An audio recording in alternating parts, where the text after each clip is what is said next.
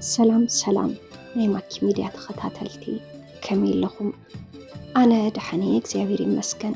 ንስኻትኩም እውን ኣብዚ ዘለኹምዎ ሰላም ክትኾኑ ትምኒተዩ። እሞ ናይ ማኪ ሚድያ ተኸታተልቲ ንሎሚ ሕፅር ዝበለትን ኣዝያ መሳጢትን ኣመና መምሐሪትን ዝበልክዋ ዛንታ ናባኹም ሒዝያ ቀሪበ ኣለኹ። ቅድሚ ናብቲ ዛንታ ምባለይ ግን ነዚ ቻናል ሓደሽቲ እንድሕር ዳሓሊኩም ሳብስክራይብ ብምግባር ነታ ናይ ደወል ምልክት ብምንካዕ ናይ ቻናልና ናይ ወትሮ ተኸታተልትና ክትኾኑ ንላቦ። ናብቲ ዛንታ ከብለኩም ሰናይ ምክትታል።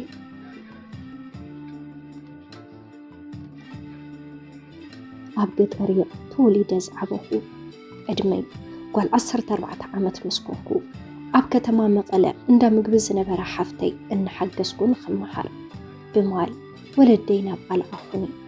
ዕባይ ገጠር ዋላ እኳ እንተኾንኩ ኣብቲ ከተማ ምስ ኣትኹ ግን ክቕየር ግዜ ይወሰደለይ።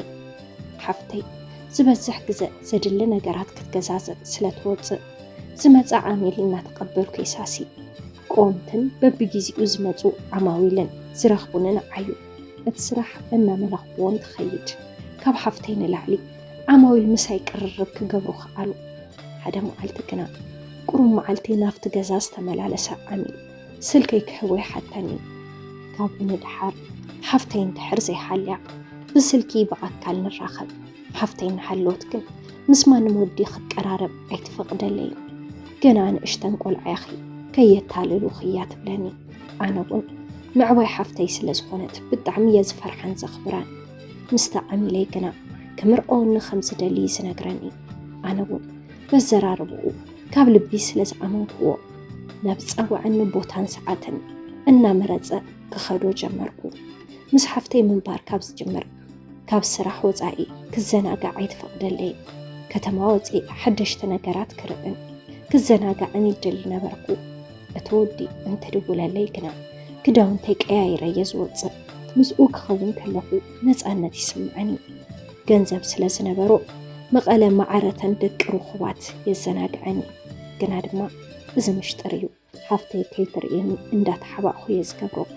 ብኸምዚ ድማ ፍቕረት ሓዘኒ። ሓደ እዋን ግና ሓፍተይ ናብ ቤተሰብ ከደት። እታ ዝኸደተላ ሰሙን ንዓይ ፅብቕቲ ኣጋጣሚ እያ ነይራ። ምስቲ ዝተላለኽዎ ሓድሽ ዓሚል ምስ መሰየ ስራሕ ዓፀይ ክረኽቦ ይወፅእ ነበርኩ። ብዛዕባ ክፍኣትን ተንኮልን ኣወዳት ዝፈልጦ ተጓነፎ ይነበረኒ። ኣብ ሓንቲ ግሮሰሪ ክሰቲ ድሕሪ ምምሳይ ናብ መደቀሲ ሒዙ ንኸደ። በዚ ድማ ግዜ ከይወሰደ ርክብ ክፍፅመለይ ከኣለ። ከምዚ ኢልና ብሕቡእ 6 ወርሒ ፀናሕና። ንወለድና ኣፍሊጥና ሽማግለ ሊኢኹ ክምርዖኒ ሓቶ። እንተንሱ ግና ኣብቲ መንጎ ጥንሲ ኣጋጢሞ ስለ ዝነበረ ምስ ወለድኩ ኣብ ክርስትና ክንዲ መርዓና ክንገብሮ እዩ ዝደሊ። ኣፍቃርየይ ኣነ ብምጥናሰይ ብጣዕሚ ተሓጎሰ። እንተ ኣነ ግና ሕጉስተይ ነበርኩም። ምክንያቱ ተሓቢኤ ዝገበርክዎ ምሽጥር ክቃላዕ ምዃኑ ስለ ዘሕሰበኒ እዩ። ንጥንሲ መስደዲ ገንዘብ ክህበኒ ሓቶ። እንተንሱ ግና እንድሕር ጥንሲ ሰዲድክዮ ክኸሰክየ እንዳበለ የፈራርሐኒ። ስለ ሕጊ ዝፈልጦ የብለይን፣ ዘማኽረኒ እውን የብለይን። ድሕሪ 4 ወርሒ ሓፍተይ ጥንስቲ ምዃነ ይፈለጠት። ንቤተሰበይ ብምዝራብ ኩሎም ስድረይ ፀልኡኒ። ግና ድማ ብጭካነ ኣውፂኦም ክጉሕፉኒ ይከኣሉ። ወሊድ ሰዓተይ ኣኸለ ሓራስ ኮይነ ኣሕዋቱ ወለዱ መፂኦም ረኣዩኒ። ንሱ ግን ዘለኽዎ ቦታ ኣርእዎም ተመለሰ። ቤተሰበይ ሓዳር ግበረላ ስለ ዝበልዎ ንዚ ከይምልስ እዩ ናብ ስድራይ ዘይመፅእ።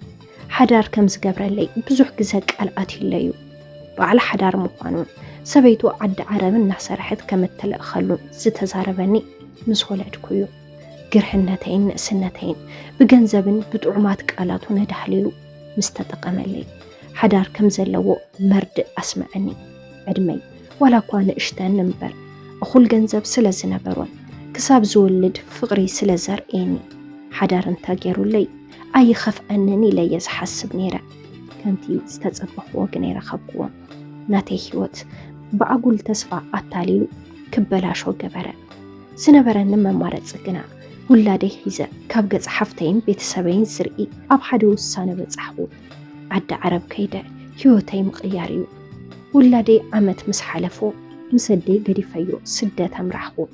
ንስደት ዝኸውን ገንዘብ ቤተሰቡ እዮም ሓጊሶምኒ ገንዘብ ክሕግዘኒ ከዓለ ንሱ ግና ስደት ክኸይድ ስለ ዘይደለየ ክሕግዘኒ ፈቐደን ኣብ ርእሲ ሓዳሩ ውሽምኡ ኮይነ ክነብር ይዝደሊ ኣደ ዓረብ ምስከርኩ ግና ስልኪ ብምድዋል ነቲ ወድና ካብ ቤተሰብ ሰሪቑ ክወስዶዩ ዘፈራርሐኒ ዘሎ ውላደይ ምሰደይ ስለ ዝገደፍክዎ ኣደይ ድማ ዕድሚዓ ዓባይ ስለ ዝነበረት ብጣዕሚ ይጭነቕ ነበርኩ ግና ድማ ነተፍቃርየ ሓው ብስልኪ ስለ ዝድውለሉ ዝነበርኩ ወደይ ሓደራ በልክዎ ንሱ እውን ናብ ኣደይ ብምኻድ ንውላደይ ይሪኦ ነበረ ኣፍቃርየ ክንዲ ንእስነተይን ድንግልናይን ዝወፈኽሉ መወዳእትኡ ድማ ኣነ ናብ ካሊእ ክኸይድ ህይወተይ ክቐየር ደስ ኣይበሎን እኳ ደኣስ ናቱ ውሽማ ኮይነ ክነብር እዩ ሕልሙ እንተ ኣነ ግና ሓደ ግዜ ካፍቲ ጥፍኣተይ ስለ ዝተመሓርኩ ደጊመ ዝረኽቦ ይመስለንን ኣይደልን እውን ወደይ ብፅቡቕ እናዓበየለዩ ወዲ 5 ዓመት እውን ኮይኑለዩ ህይወተይ ዝቕይር ገንዘብ ከይሓስኩ ዓደይ ክምለስ ኣይደልን ስራሕ ዓዲ ስደት ብኸይዲ ተላሚደዮ ነይረየ ግና ድማ ብሰንኪቲ ኣፍቃርየ ዕረፍ ተሰኣንኩ ስልክ ዋላ እንተቀያየርኩ ምስተሓው ስለ ዝደዋወል ካብኡ ተቐቢሉ ገንዘብ ክልእኸሉ የሽግረኒ ኣብ ክንዲ ንጓሉ ዘሕግዝ ንዓይ ተመሊሱ ዓዲ ዓረብ ገጽ ሰብሪ ዝረኸብክዎ ገንዘብ ክልእኸሉ ብውላደይ ይሕነየለይ እዚ ፀባዩ ክእረም ስለ ዘይከኣለ ሓደ መፍትሒ ገበርኩ እቲ ኩሉ ዓመታት ስለ ዘፍቅሮ ዝነበርኩ ኣብ ርእሲ ሓዳሩ ኣታሊሉን እናሃለወ ኣይከሰስክዎን በቲ ሓደ ገጽ ቆልዓ ምዃነይ ብኻልእ መዳይ ድማ ናይ መጀመርያይ ስለ ዝኾነ ብፍቕሪ ስለ ዝሰዓረኒ እዩ ናይ ሰበይቱ ስልኪ ኣተኣላሊሸ ረኸብክዎ እቲ ሰብኣያ ኣብ ልዕለይ ዘብፅሐለይ በደል ኣዕለልክዋ ንሳ ግና ኣብቲ ፈለማ ክትሰምዐኒ ደልየትን ነይራ ድሓር ግና ቆልዓ ምዃነይን ኣታሊሉን ምዃኑን ምስ ፈለጠት ደጊማ ትድውለለይ ዝሓለፈ ከይዓክል ስልክ እንዳደወለ ከም ሰበይቱ ክውንነኒ ከም ዝደልን ካብ ህይወተይ ክወፅእ ከም ዘይከኣለን ነገርክዋ ንሰበይቱ ክዛረባ ይደለኹን ነይረ ብተደጋጋሚ ንህይወተይ ስግኣት ምዃኑ ምስ ተረዳእኹ ግና ካሊእ መፍትሒ ነበረንን ብኸምዚ ድማ ሰበይቱ ሰብኣያ ኣብ ርእሲኣ ከም ዝወለደ በቲ ንሳ ትሰደሉ ዝነበረ ገንዘብ ምስ ዋልድ ከም ዝዕውለሉ ኣመና ሕረቓ ድሕሪ ዝተወሰነ እዋን ድማ ተፋትሑ ናተይ ህይወት ኣበላሾ ይተረፈን ንባዕሉ እውን ተደገመ ካፍቲ ማሙቕ ሓዳሩ ተፈላለየ ሓዳሩ ክብትን ኣሓሰብክዎን ግና ድማ እቲ እንዳደወለ ዘሽግረኒ ፀባዩ ፈሪሐ ንኽገድፎ ብዝብል እዩ ግና እታ ዓዲ ዓረብ ዕድሚኣ ሰዊዓ ትሽቅል ዝነበረ ሰበይቱ ግና ተግባራቱ ክትፃወሮ ይከኣለትን ኣነ እውን ስልኪ በቢግዚኡ እንዳቀየርኩ ስለ ዝጥቀም ክረኽበኒ ይከኣለን ህይወት ኣፍቃርየ እናተመሳቀለን ትኸይድ ኣነ ግና ተረጋጊኤ ክሰርሕ ከኣልኩ ዓደይ ዓባይ ምስቲ ምዃናን ትነብረሉ እውን ገጠር ስለ ዝነበረ እቲ ዓዲ ዓረብ ኮይነ ዝሰራሕክዎ ገንዘብ ብስም ሓፍተየ ዝለእኹ ሓፍተይ እውን ንጓለይ ዝኸውን ወፃኢታት ብምቕናስ ገንዘበይ ተቐምጠለይ ገንዘብ ንምርካብ ብዘይ ዕረፍቲ የሰርሕ ዕላማይ ገዛ ምስራሕን ኣብ ዓደይ ምስ ተመለስኩ ንውላደይ መዕበይ ዝኸውን ንእሽተን ስራሕ ምኽፋት እዩ ልዕሊ 10 ዓመት ምስ ሰራሕኩ ግና ሓፍተይ መሬት ክገዝአለይ ነገርክዋ ካብ ከተማ መቐለ ውፅእ ዝበለ ቦታ ከም ዝገዛእትለይ ትነግረኒ መሬት ምስ ገዛእኹ ግና ኣደይ ብዙሕ ከይፀንሐት ዓረፈት በዚ ድማ ናብ ዓደይ መጻኹ ውላደይ ጎቢዛ ጽቡቕቲ ጎርዚ ኮይና እያ ፀኒሓትኒ ዝተወሰነ ፀኒሐ ናይ ባዕለይ ናብራ ክጅምር ኢለ እቲ ዝለኣኽዎ ገንዘብ ይኹን ዝተገዝአለይ መሬት ሓፍተይ ክተርእየኒ ሓታ ሓፍተይ እቲ መሬት ክተርእየኒ ሒዛትኒ ኸደት ዝተወሰነ ገዛ ሰሪሐ ከኣቱ ስለ ዝደለኹ ስራሕ ክጅምር እንትብል ሓደ ሰብኣይ ብምምጻእ መአገዲ ኣቕረበለይ ሓፍተይ እቲ መሬት ክትገዝኦ ኸላ ብሽማ ወይ ድማ ብናተይ ሽመይ ነበረ ብሽም ሓደ ፍቃሪ ኣይ ዝነበረ ንሱ እውን ክሕድዋ እዩ እቲ ንዓመታት ጽዒረ ዝገዛእኽዎ መሬት ኣደዳ በለፀኛ ኾነ ብሕጊ ይኹን ብሽማግለ ክንረትዖ ይከኣልና በዚ ድማ ተስፋ ቆረፅኩ ምስ ሓፍተይ ዝነበረኒ ፍቕሪ እውን ተበተኸ ሓፍተይ ንዓይ ክትሕግዝ ብቕንዕና ዝሓሰበቶ ዳ እምበር ኮነ ኢላ ዝገበረቶ ከም ዘይኮነ ደጋጊማ ትነግረኒ ግና ድማ ብፍቕሪ ዝቐረባ ወዲ ብሹም ሓፍቲ ኽየ ገዚአዮ ኢሉ ከም ዘታለላ ብተደጋጋሚ ትነግረነላ تسفى مزع ولادي كابز صلمت إلا تمليسة نافتا زنبا كلها عد سدات كدقو